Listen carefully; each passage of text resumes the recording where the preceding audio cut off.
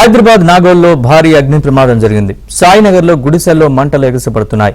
Gas సిలిండర్లు ఉండడంతో మంటలకు అవి పేలుతున్నాయి. మంటల్ని అదుపు చేస్తున్నారు.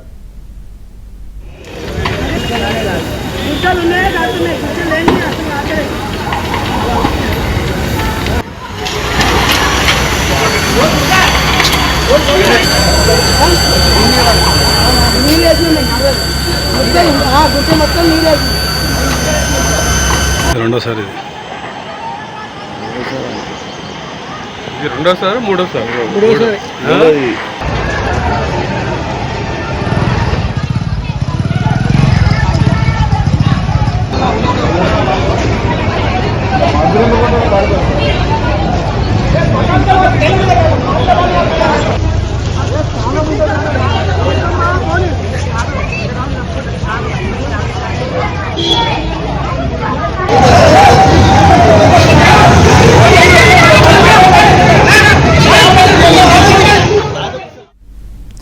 హైదరాబాద్ నాగోల్లో భారీ అగ్ని ప్రమాదం జరిగింది. సాయినగర్లో గుడిసెల్లో మంటలు ఎగసిపడుతున్నాయి. గ్యాస్ సిలిండర్లు ఉండడంతో మంటలకు అవి పేలుతున్నాయి.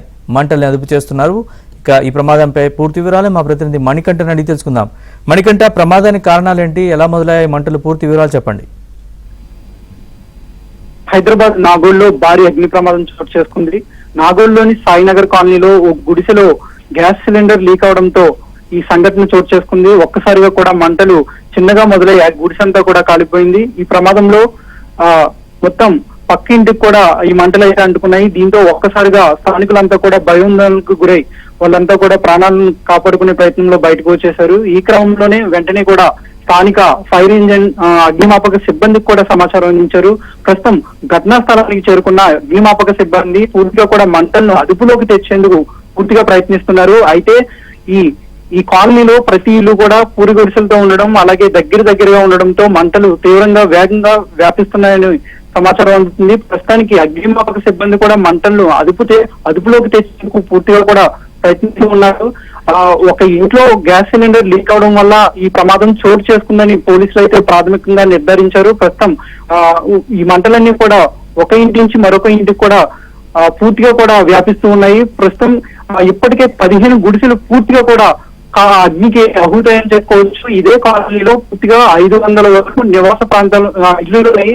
సో ఇవన్నీ కూడా ఒకదానికొకటి దగ్గరగా ఉండడం, అలాగే అన్ని కూడా పూరి గుడిసెలు, అలాగే చిన్న గృహాలు అవడంతో ఈ మంటలన్నీ కూడా వేగంగా వ్యాప్తి చెందుతున్నాయని అగ్నిమాపక సిబ్బంది అన్నారు. ప్రస్తుతం అగ్నిమాపక కూడా పూర్తిగా మంటలను అదుపు చేసేందుకు ప్రయత్నిస్తున్నప్పటికీ భారీగా ఎక్కువగా ఇల్లులు ఉండడం, అలాగే దగ్గరగా ఉండడంతో ప్రమాద తీవ్రత మరింత ఎక్కువ అయ్యే అవకాశం ఉందని కూడా ప్రస్తుతం చెబుతున్నారు. గత 13 ఏళ్లలో ఈ ప్రమాదం గత 13 ఏళ్ల క్రితం ఇదే చోట్ల ప్రమాదం చోటు చేసుకుంది. అయితే ఆ సమయంలో కూడా భారీగా ఆస్తి నష్టం వాటిల్లింది. సో ఇప్పుడు కూడా అలాంటి పరిస్థితి వచ్చే అవకాశం ఉంది కాబట్టి పోలీసులు చాలా వెంటనే కూడా స్పందించి వాళ్ళంతా కూడా ఎక్కువగా మంటలను అదుపులోకి తెచ్చేందుకు తీవ్రంగా ప్రయత్నిస్తున్నారని చెప్పుకోవచ్చు.